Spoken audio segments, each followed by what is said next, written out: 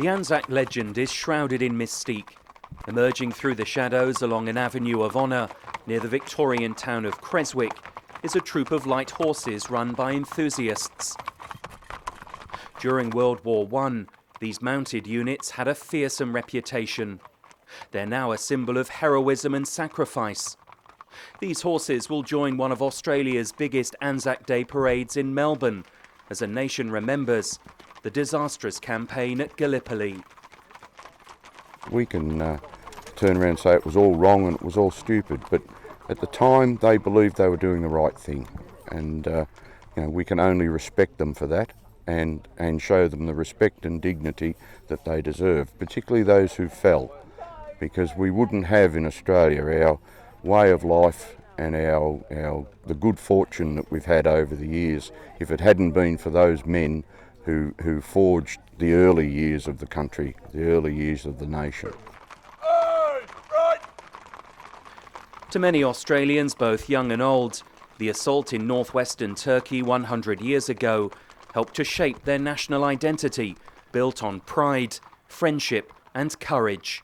My great-grandfather on my dad's side, he served in Gallipoli to start with, and then he went to the Western Front where he won a military cross, which was a really proud moment for our family. So, yeah.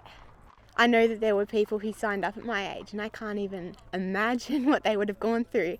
It makes me really emotional too. But yeah, it's definitely something that makes me really sad to think about. For Australian children whose distant relatives fought on the battlefields of World War I, the centenary of the Gallipoli landings is an opportunity to reflect on blighted lives that were changed forever.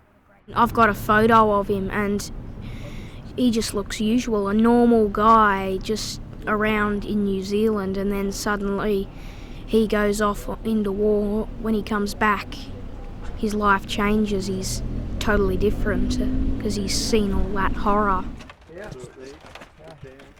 In a car park at a veterans club in Melbourne, a replica trench is part of centenary commemorations to give visitors a sense of what conditions were like on the front line.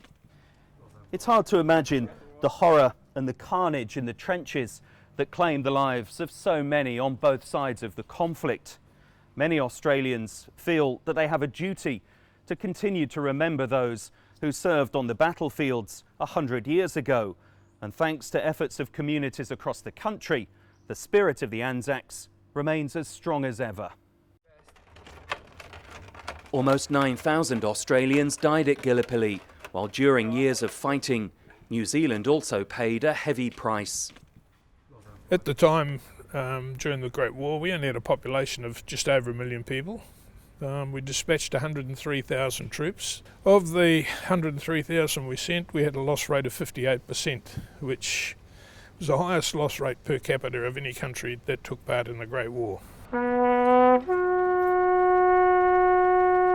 From the ruins of conflict, there was an awakening for two fledgling nations.